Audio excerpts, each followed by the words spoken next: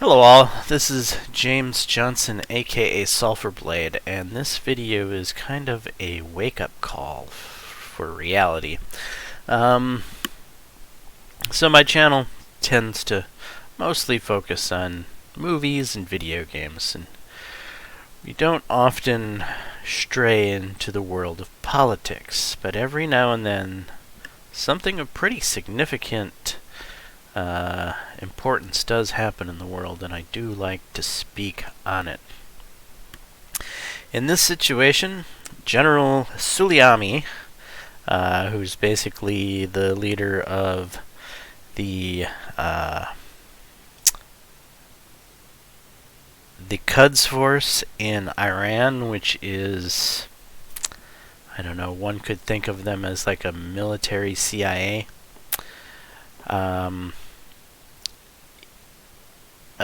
He's this guy that we're talking about is pretty much the leading terrorist on the planet Earth. This is, if I could quote words from Donald Trump, not a nice guy. Anyway, so we're talking about the head of the elite Quds force, which is, again, basically like the CIA. It would be like if you combine the CIA, Marines, and maybe Navy SEALs together to form this very military-esque wing of the Central Intelligence Agency. That is what Quds would be for Iran.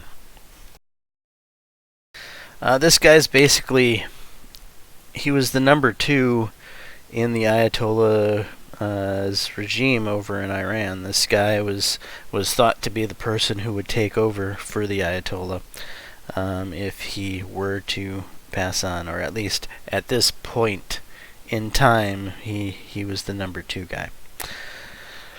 guy. Contrary to what some people might have you believe, this was not just some general. This was not just some respectable general who was the head of armed forces for a legal nation state, right? And that's not to say that there might not be legal-like generals in Iran. This was a guy who took things into a different level than just your normal military operations. He was a guy who played the puppet master. He was a guy who broke down regimes. He was a guy who created organizations. Some of the organizations he's responsible for creating are not good organizations. Some of the organizations that he's responsible for creating are downright terrorist groups that are responsible for deaths of thousands of people. This is not a guy who just was a general sitting in an office in Iran. This was a guy who was actively had his hands in the cookie jar of some of the most vile and reprehensible things that Iraq has been responsible through the years, and he's been at the focal point of it. He's responsible for hundreds of casualties in the U.S. war in Iraq. In fact, 17% of the casualties are credited to him. He was basically led the kind of like a counterinsurgency, if you will, against our troops in Iraq. So Iran was actively meddling in Iraq when we were there, and they actively wanted to sway Iraq to fall in line with them. And in doing so, they were actively working against U.S. interests there, and actively killing U.S. troops. And he's the number 1 guy who was in charge of those operations. He armed this group known as Hezbollah. Some of you might be familiar with Hezbollah. It's a group that likes to launch rockets into the state of Israel, killing innocent people. Well, they don't consider the Israelis to be innocent people. They consider Israelis to be occupiers of their holy lands, but that's a completely different issue, right? That is a mistake made by Great Britain, trying to give, Israel this state after the horrible things that happened to the Jewish people in World War II. And I don't know how you feel about Israel on a whole. I don't think it was a good idea to have created the State of Israel. It felt like we didn't pay attention to history very well. The Jews were thrown out of there so many times in the past, you can even read about it in the Bible, that it almost harkens to say, where was our knowledge of history when we decided to make that strange choice?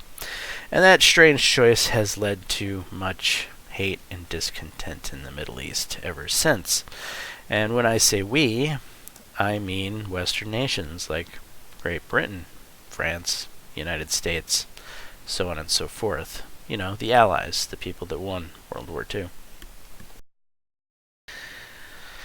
And I'm part of that. I'm a citizen of the United States, and I recognize what happened there. One would think that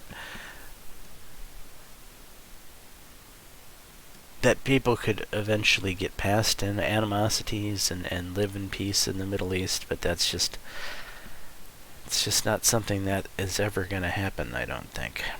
And because of that, I think it's time that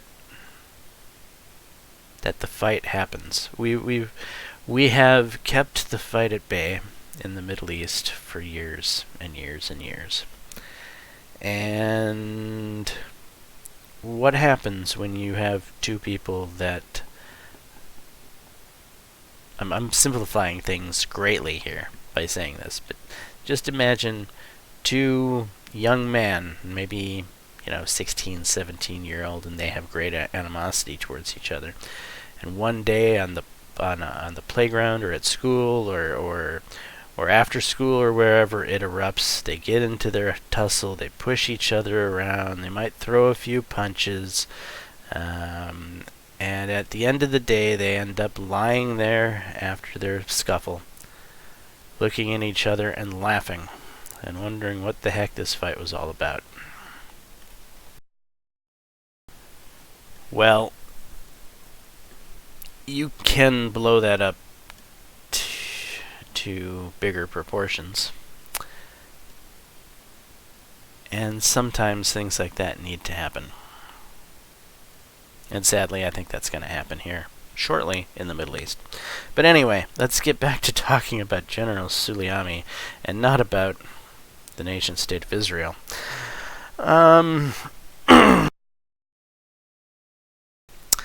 So he's also responsible for the overthrow of the regime in Yemen. So this is a guy who goes out of his way to overthrow states. And in this case, yes, one could make an argument that he was, working for the interests of Iran by overthrowing the Yemenis government, who was closely tied to Saudi Arabia, who is not an ally of Iran, but in fact a rival in the region. It makes sense that you would actively pursue to counter your rival. Sure. I'll go with that. But people died in the process of overthrowing the government in Yemen. And ultimately, Saudi Arabia is supposed to be our ally.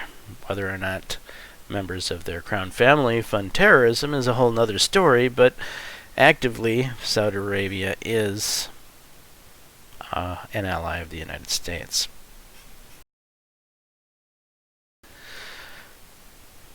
So he also built the Islamic Jihad in Gaza. We've already kind of talked about that. This is this terror group that fires rockets into Israel. Not a nice group. If you look down at the, or look at the screen on the bottom right corner, you see those rockets? That is the Islamic Jihad. That is the Islamic Jihad showing off their rockets. Those are the rockets that kill innocent people inside of Israel. And those are rockets that were funded and given to the Islamic Jihad by Iran via General Soleimani. That is his brainchild. That is the way he works his political magic through terrorism groups, through death, through suffering.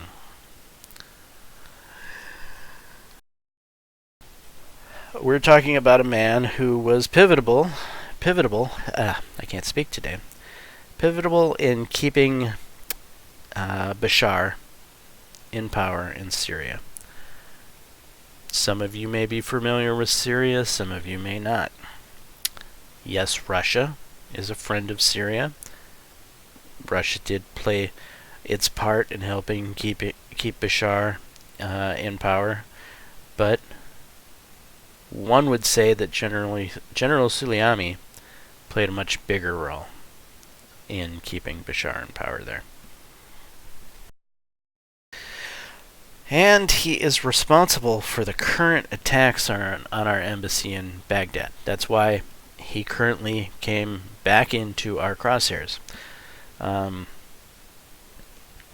And this is why the Department of Defense made a recommendation to our Commander-in-Chief to take him out. This is not the first time that he has been in the crosshairs, so to speak.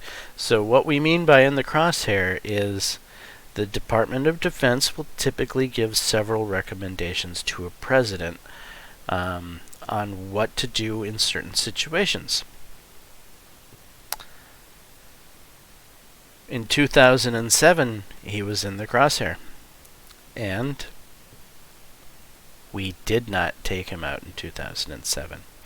In 2015, he was in the crosshair again, mainly in Israel's crosshair, but we actively worked to keep Israel in check and to not take him out. Israel wanted strongly to take him out in 2015. We wanted to take him out in 2007. And finally, we've taken him out at the turn of the year here in 2019-2020.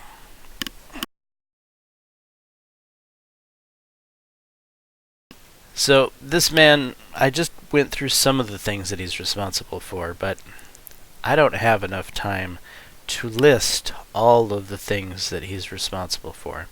This guy has masterminded terrorist attacks, various atrocities, various other maybe more minor attacks towards quote-unquote hard targets or military targets of the United States, of Israel, of Saudi Arabia, of our allies. He has been pivotal in finding ways to be a thorn in our side for many years. In fact, from a United States diplomatic point of view, he is likely one of the worst people on the planet.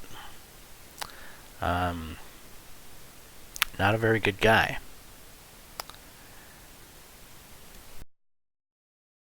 However, we have this wonderful right here in the United States. This right of freedom of speech.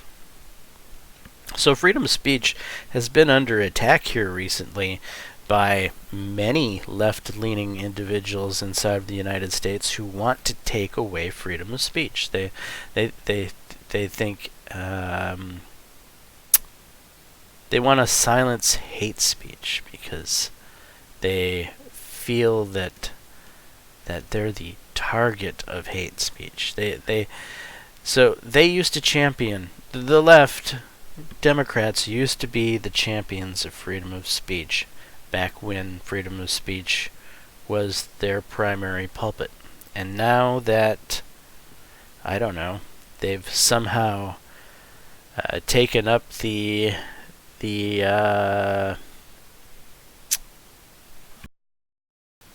pulpit as the moral guardians in the U.S. So back in the 60s, 70s, 80s, the champions of morality were Republican, really. And the left was,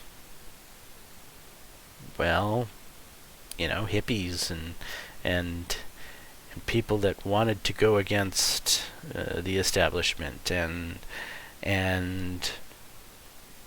the right would challenge freedom of speech to try to shut down the conversation of these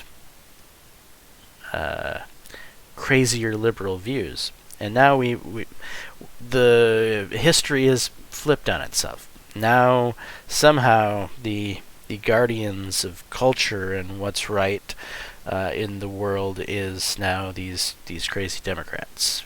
We call them SJWs, if you will. The social justice warriors that tell you when it's right and wrong and what you can and can't do and what you can and can't say. Now they attack freedom of speech. And what is funny is Rose McGowan here, if you look up, has made a very interesting tweet, and she's part of Hollywood and part of the Hollywood elites that happily identify as SJW. They consider themselves woke. And this is the comment that Miss Rose McGowan has the right to say, because there is a freedom of speech in this country, but her kind and her ilk and her group would love to get rid of freedom of speech.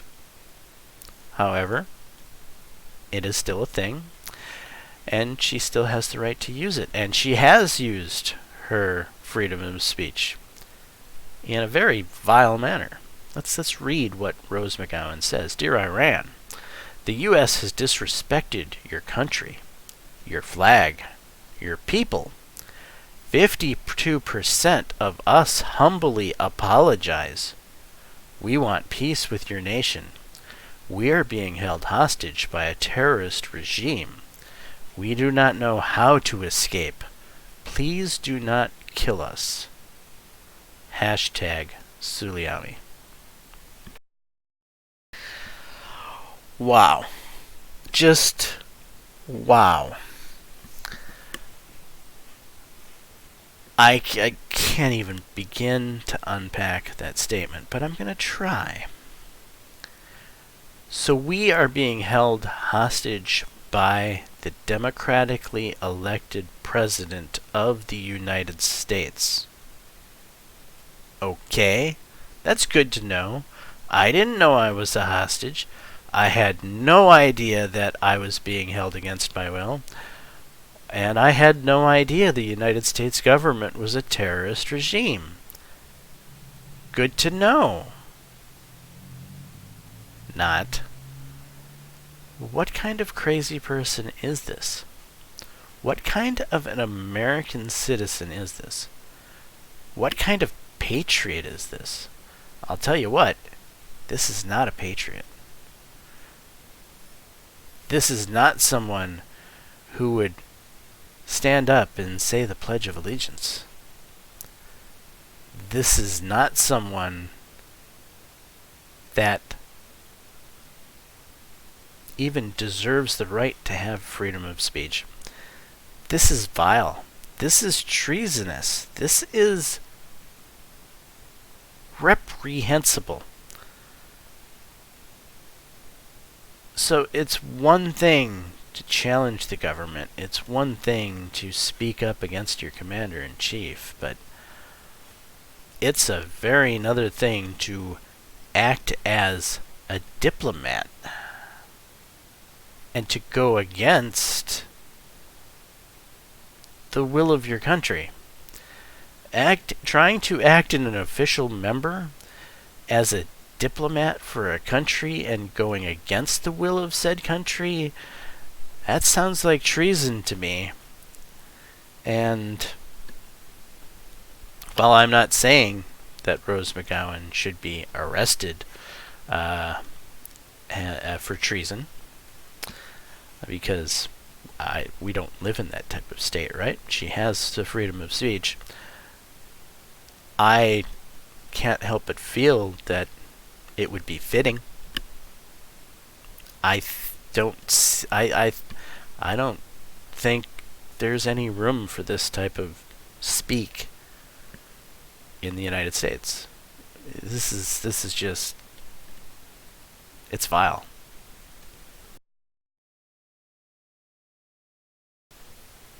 So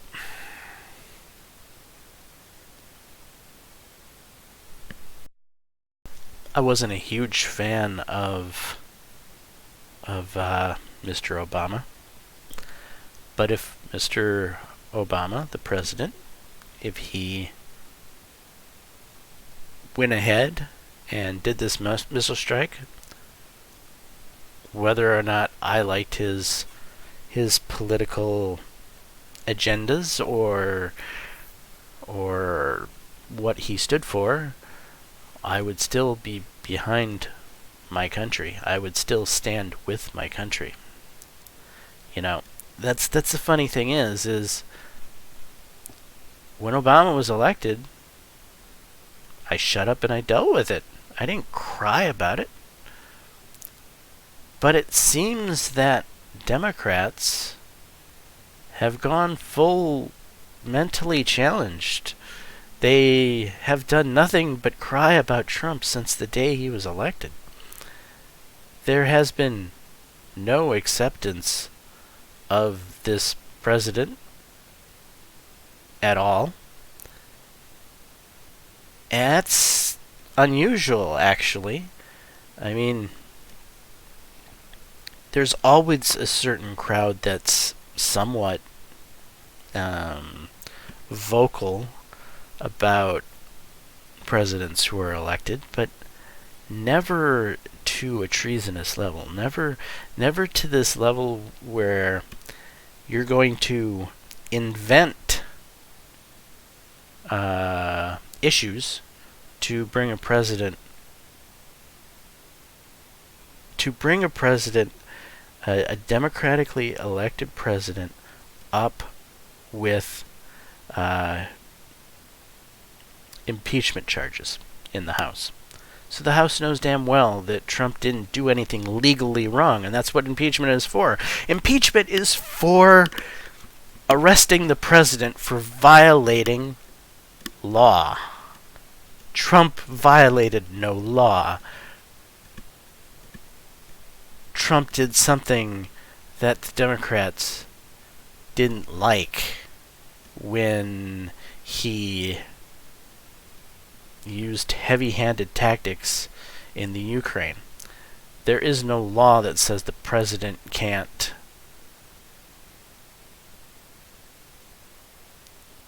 how do I put this? There's no law that says the president can't threaten the Ukraine with removal of aid.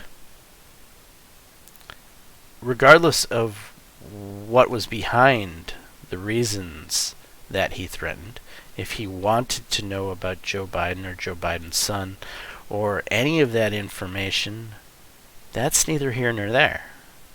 Even if he was, quote-unquote, using the office for political gain,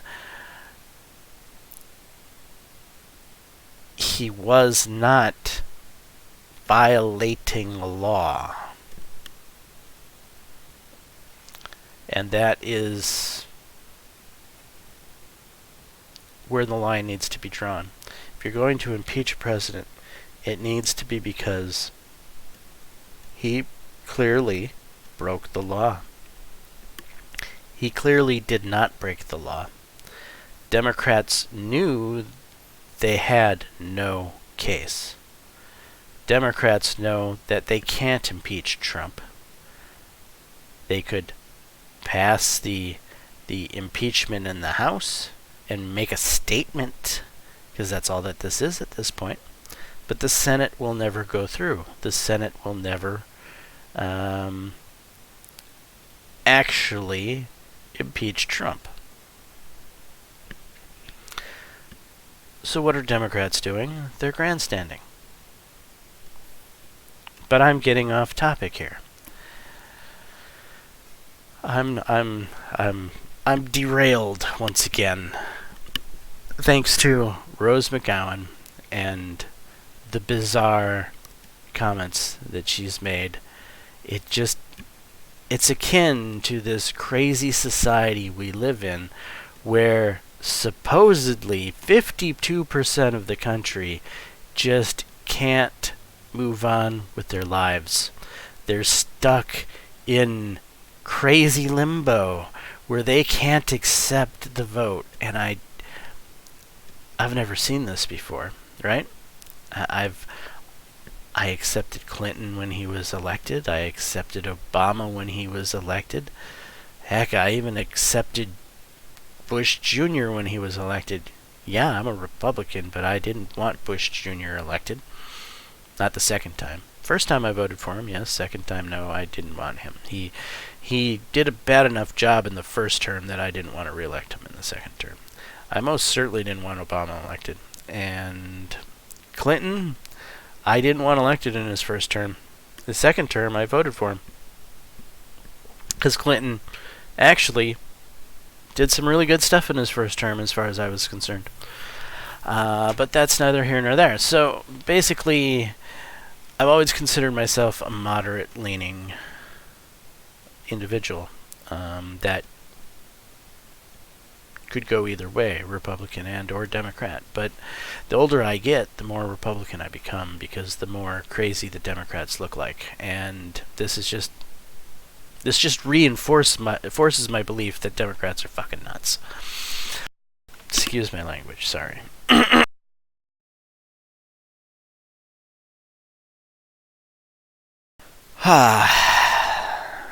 Some are claiming this was an assassination. Obviously, it wasn't. He was not in the legal sovereign territory of Iran. He was in legal sovereign territory of Iraq, which is a huge difference. We did not take out a leader on their territory. We took out a terrorist, an officially recognized terrorist in Iraq, a country our president has full legal authority for military action in, that he was given by Congress. So,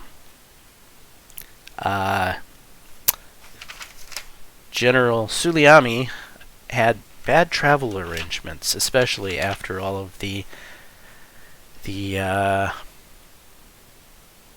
toying with and thorns in the side of the United States he had been handing here recently. It probably wasn't a very good idea to poke the bear and then travel through the bear's lands and hope to not be attacked by the bear. So what do I mean by that? So that's another section to this conversation I want to have, is supposedly this was a wild escalation by Mr. Trump. And what I'd like to say is this was a ballsy move by Trump, but wild escalation, no. So this was a response. This was not an escalation. Iran had done several things prior to this in which we did not respond to, from destruction of our shipping in the Persian Gulf, the attack on the U.S. Embassy in Iraq. You can't just continue to operate against U.S. interests and expect that there's not going to be a repercussion. And the man responsible for orchestrating these events, these attacks on U.S. interests, was General I can't say his name. General Giuliani. So, when Mr. Trump ordered this response, it was most definitely ballsy, because this is a person of some renown. This is the number 2 in Iran. This is, effectively Iran's vice president, effectively Iran's national security advisor, effectively Iran's chairman of the Joint Chiefs of Staff, effectively Iran's Secretary of Defense, all wrapped up into one person. But he was most definitely a terrorist, and he was most definitely inside of Iraq, and he was most definitely not inside of Iranian territory. And the U.S. most definitely had the right to respond to attacks made on our sovereignty by Iran. And it's fitting that we took the head off of the snake. If a snake bites you, you should take the head off of that snake, right? Not kill all the grass snakes in the yard because the copperhead snake bit and poisoned you. No, you have to take sensible you have to do a sensible response and target the person most responsible, and we targeted the person most responsible. But I say it's ballsy because there's no doubt there's going to be repercussions for this. There's no doubt that Iran is going to throw a temper tantrum. There's no doubt that this is not over. And there's no doubt that the Middle East is going to change in the upcoming future.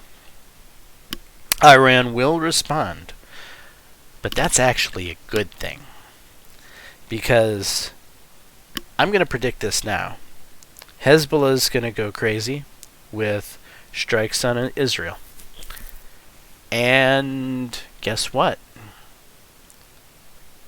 The U.S. isn't going to pull on the leash and keep Israel from responding like we have in the past. And Israel will likely wipe out Hezbollah once and for all. That fight I talked about earlier where the two kids have to have their tussle? That tussle is going to take place. But that's likely not going to be the only thing that'll happen. No, Iran will pull on all of its puppet strings that it can. You can expect to see some sort of terrorist attacks attempted on U.S. soil. No doubt about it.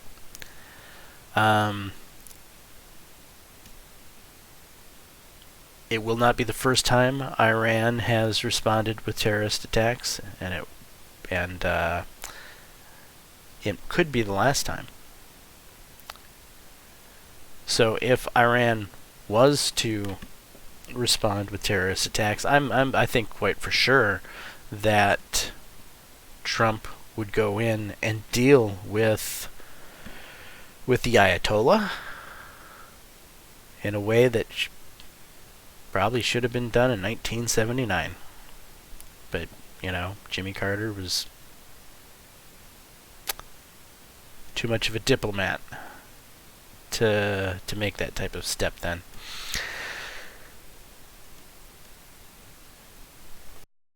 Now, it might sound like I'm a hawk,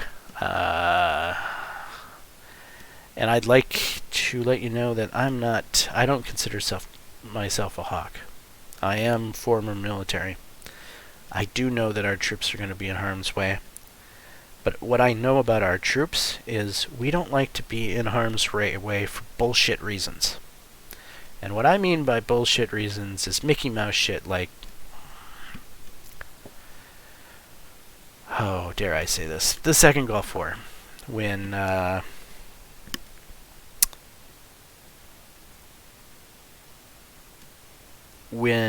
Bush Jr. decided to send us in for a reply for 9/11. And when Bush Jr. kept talking about Osama bin Laden and Saddam Hussein in the same sentences as often as he could on TV to try to make some case that the two had something to do with each other. But they didn't. Iraq, what Junior did is what Senior should have done. But when Junior did it, it didn't make any sense. And I was one of the people over there confused. What were we doing? We were destabilizing a region and taking a guy out of power who was a bad guy and needed to be taken out of power, but the reasons we were taking him out of power didn't make sense at the time. They made plenty of sense for his father. Senior should have taken him out of power.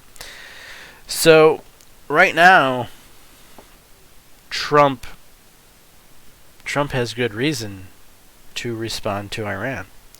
And if Iran responds back, Trump will have good reason to further respond to Iran.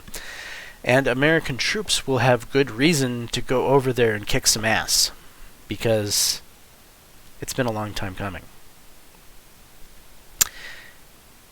If we could get Iran back to some sensible nation, not led by the Ayatollah, the world would be far better off for it.